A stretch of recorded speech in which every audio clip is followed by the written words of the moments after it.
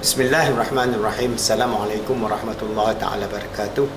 Alhamdulillah rabbil alamin wassalatu wassalamu ala asyrafil anbiya wal mursalin wa ala alihi wa sahbihi ajma'in.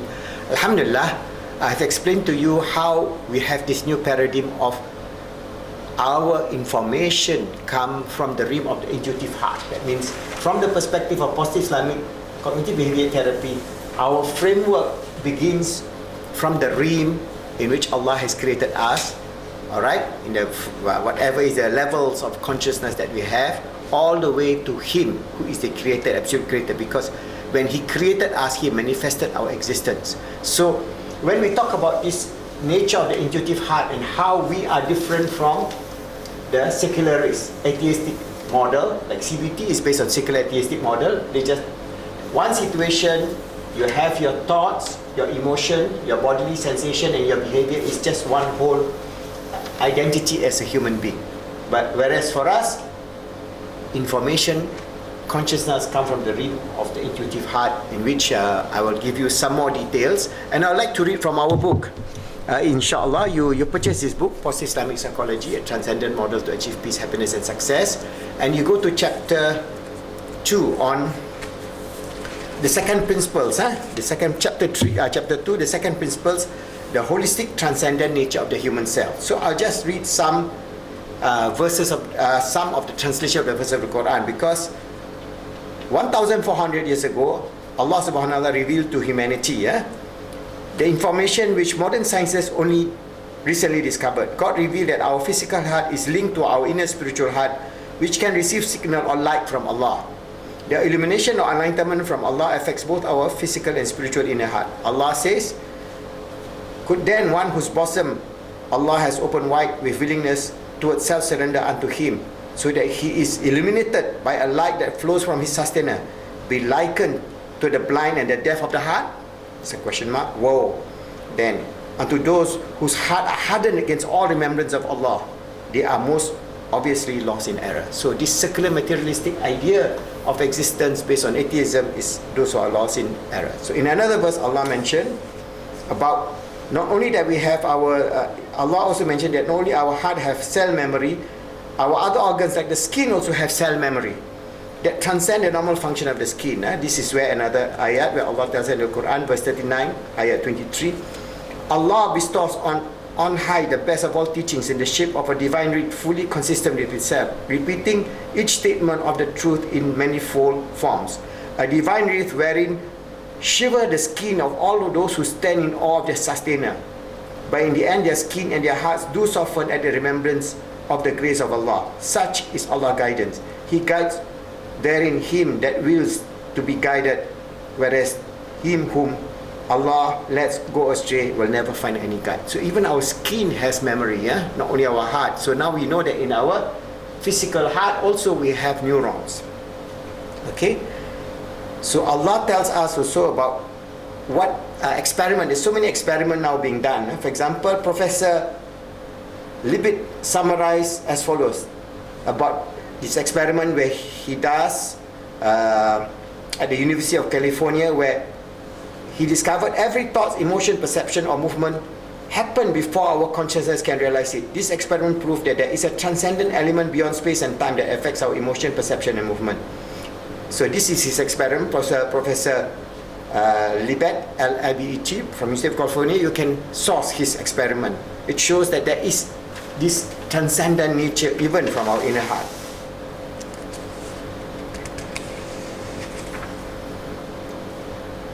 So even, for example, if you talk about Daniel Goleman, the father of so-called EQ, he says the ABC of emotional intelligence includes self-awareness, seeing the links between thoughts, feelings and reaction, knowing that if thoughts or feelings are ruling a decision, seeing the consequence of alternative choice and applying this insight to choices. So he believed in insights. So where does these insights come? So from the Islamic perspective, the heart is the gateway to attain the vision of the divine's presence. Through the eye of our inner heart, we begin the process of affinity to the divine and gain intuition, kash. As we journey towards perfecting our heart cult through prayers and spiritual practice, we begin to be aware of our affinity with Allah and finally we're able to have certainty of belief Not only faith in Allah, but know Allah in our heart, Ainul Yaqeen, knowing through our inner heart. This knowledge will bring us closer to the knowledge of the ultimate reality. Through this process, we'll finally realize our true nature of being the vicegerent or the Caliph of Allah on this earth.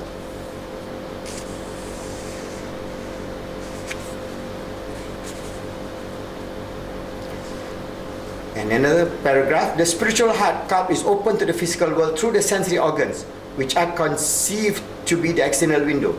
The cup, or our inner heart, is fed with sensory effects perceived to the physical light. Depending upon the state of the inner illumination of the heart, the cup processes this data and reveal their interrelationship and meaning to the self that becomes the basis of judgment and decision. Decision made by the heart is where we call the inner state of being spiritual or being intuitive. So there are many more. You can read this book. This whole chapter we talk about our nature of the self, our roh, our qalb, our akal, and our jasad, and it's very interesting. But I'm going to show you a video of the recent finding of the sciences, and inshallah from there you can see that this new science of a holistic nature of human existence, this post-materialist worldview is now coming on. So we Muslims now will be at the forefront of this idea because we have all our knowledge from Allah subhanahu wa ta'ala in the Quran and the Hadith intact. Unlike other tradition, we have other ancient tradition which also come from Allah subhanahu wa ta'ala, whether it is the Buddhist tradition or the Hindu tradition or the Christian tradition or the Jewish tradition or the tradition from the people from many areas of the world. Allah sent many prophets, more than 124,000 prophets throughout the world. So naturally they have some traditions, but the last of all of this, the most accurate worldview of the nature of the human self and the psychology of the self, inshallah we Muslims have the best answer, and we can relate to all of us in Islam. Inshallah we reach out to the 1.7 billion Muslims, and then also we can relate to all humanity so that we can live in peace in this global world. We must learn to respect each other, learn to respect each other's sacred tradition, and in a way propound our idea, discuss with them, and inshallah we'll be able to convince them. So this is the people who are doing this kind of research in the various laboratories throughout the world, and I'm just showing you one more video about 8 or 9 minutes so that inshallah you'll understand the nature of the intuitive heart and how we can relate to strengthen our iman, most important, and to understand that our psychology and the idea that I'm trying to promote, positive Islamic cognitive behavior therapy, the therapy that we are trying to develop, and the psychology that we are trying to develop, positive Islamic psychology, is something unique, something good that we can share, and we invite you to become our certified life trainers through our program. Go to our website, inshallah, and then you would then be able to learn more about this idea and how we can spread this positive message to the world, inshallah. So I'm going to show you the video now.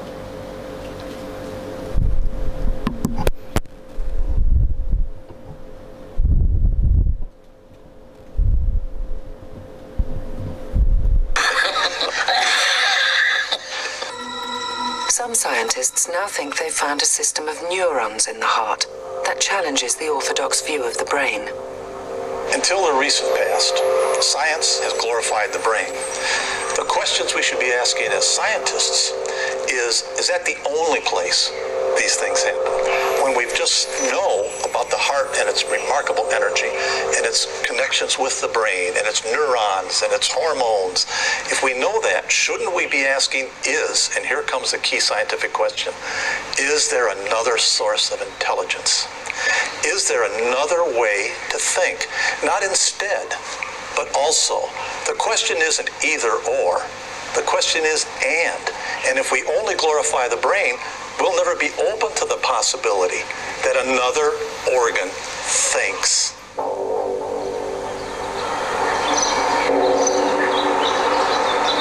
Researchers at the Institute of Heart Math in California are investigating the possibility that the heart could actually have its own unique intelligence. Dr. Roland McCraty and his colleagues have developed experiments to see whether the metaphors of the heart could stand up to scientific scrutiny.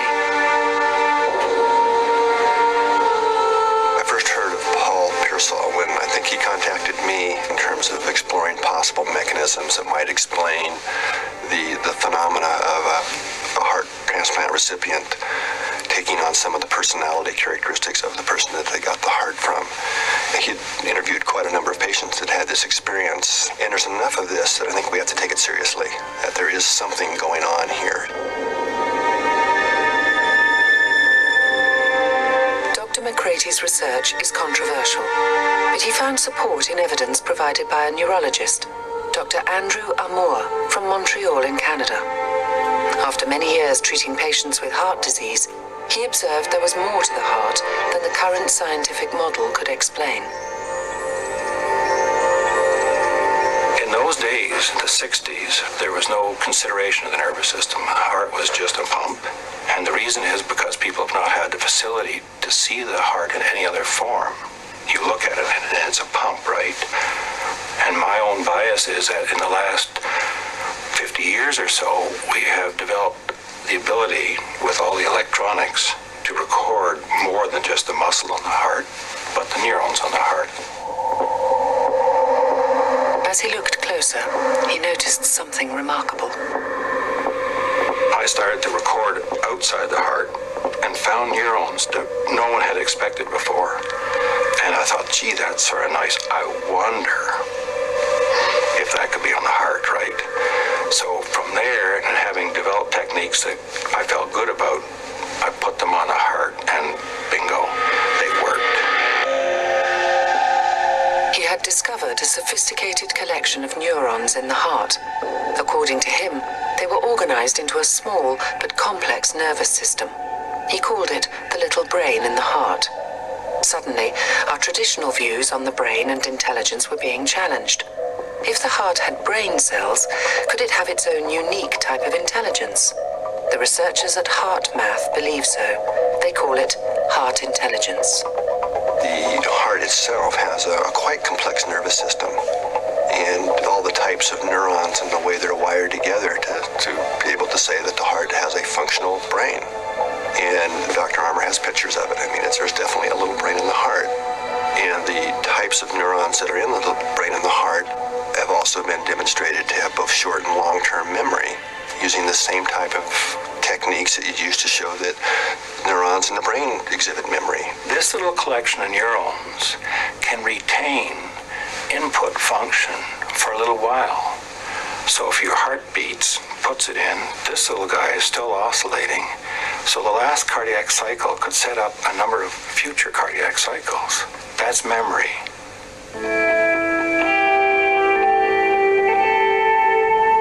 Once a heart is removed from the donor, it is cooled and can stay alive for up to 4 hours. Heart's in the room. Thank you.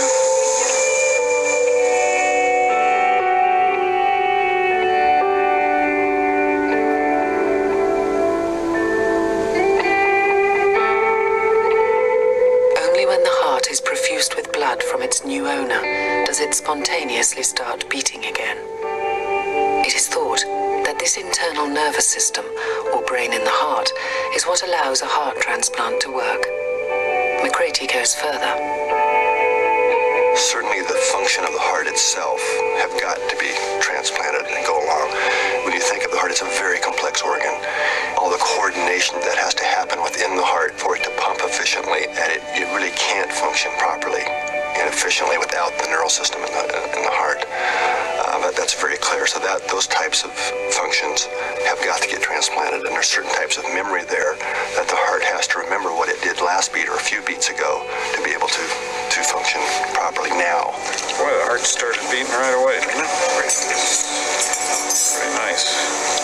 If the heart has a nervous system and a type of memory needed for its efficient function, could higher level memories also be stored and transferred? And what would this tell us about where our memory resides? Memory itself is what's called distributed process. And this has been known for many hundred years now, that you can't localize memory to a neuron or a group of neurons. The memory itself is distributed throughout the neural system. So why do we have to draw a line at the throat and say that memory is only distributed from here to here? why couldn't it be distributed throughout the whole neural system? And if memory is distributed throughout the nervous system, including organs like the heart, what would this mean for transplant recipients? When you put a heart into a transplant, we could potentially retrieve some of those memories that were distributed throughout the whole system. I'm certainly not saying that is the explanation, but it's plausible that could be what's going on. Some heart transplant recipients feel a change so profound they are battling with a complete transformation. Bill Wohl from Phoenix, Arizona, had a heart transplant 5 years ago. His change after the operation was dramatic. I couldn't have been luckier because I got a fantastic donor, someone super healthy, handsome leading man, good looks, and the fun began. Bill felt he was being driven by a completely new personality. Previously a successful and hard-working businessman, he put his career aside and began a new life. Dr. Jack Copeland was his transplant surgeon. Within months, the man was transformed into an athlete. We have very little idea that this was going to happen to him, but it did. He started cycling, he started working out, he started swimming.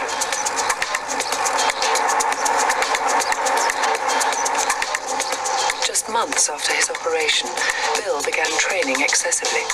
But it wasn't until a full year later, when he met his donor family, that he found out that he had developed remarkable parallels to his donor. I know on certain things that I had no interest or whatever in before. It had to come from somewhere, and it makes sense to me, and I truly believe that it came from my donor. Brady, Bill's donor, was a Hollywood stuntman.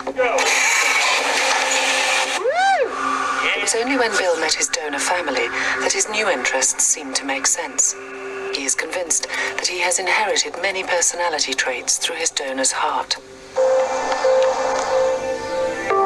The researchers at the Institute of Heart Math set out to design an experiment to investigate the heart's role in processing emotional information. What we found was that the heart is by far the most accurate part of our body that reflects how we're feeling. Our heart is literally beating out different messages that is strongly correlated with our emotional state. It's a scientific fact, even though a lot of people don't know this, that the heart sends more information to the brain than the brain sends to the heart. It's very important to understand the relationship between the brain and the heart, because this ultimately helps us understand how the heart can have memories related to the brain. The brain and the heart are interconnected by multiple sources of information. First of all, there's neural connection from the brain to the heart. There's also humoral connections. Hormones will go from the brain to the heart. The heart, in turn, of course, sends feedback back to the brain through pressure receptors and through literally the blood going back. But then what's often not recognized is that the heart is the largest generator of electromagnetic signals in the body. In fact, the EKG is 10, 100 times even larger than the EEG of the brain. And the electrical signal from the heart travels through the bloodstream to the brain. And of course, the brain's electrical signal travels back to the heart. So consequently, these two are sharing their interactions, even electromagnetically, with each other. It's like a radio transmitter works. The heart radiates very strong fields, and the heart is the strongest rhythmic source of electromagnetic fields in the body. And with today's equipment, we can measure the magnetic field of the heart 6 feet away from the body. Probably even goes farther, but that's the sensitivity of the equipment we have now. They began investigating the heart's role in our experience of feeling and emotion. Some of our more recent research, where we're looking at I call it the electrophysiology of intuition, are indicating that the heart really is connected to some other, I call it field of information.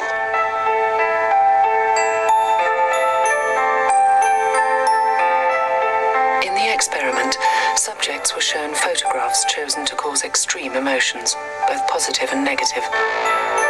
They were selected at 6-second intervals at random.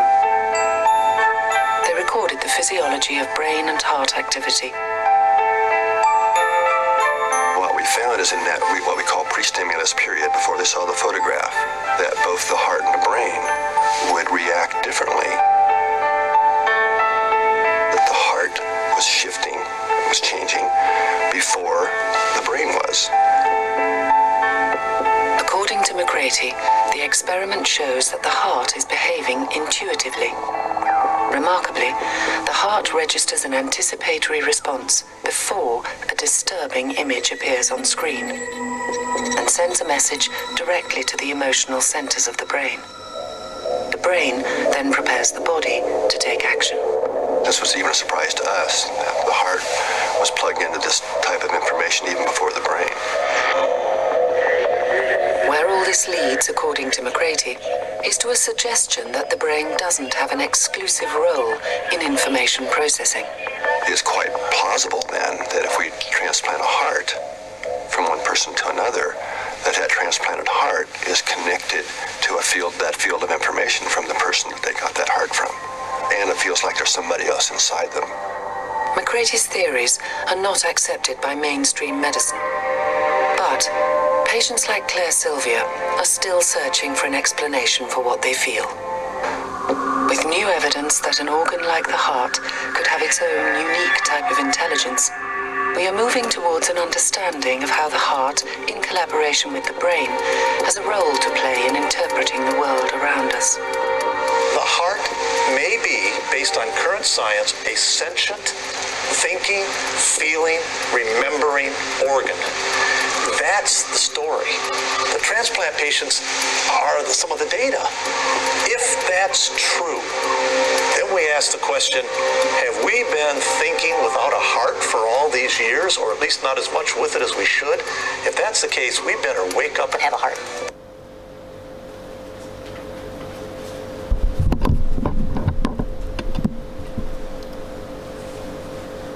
Alhamdulillah, now you can see that these are the research being done by various institutions and universities in America and in Europe, and we are getting closer and closer towards the understanding of this whole idea of Islamic psychology, because what they are doing is actually proving the holistic, transcendent nature of our life, the holistic, transcendent nature of a psychology based on the understanding of the realm beyond the physical.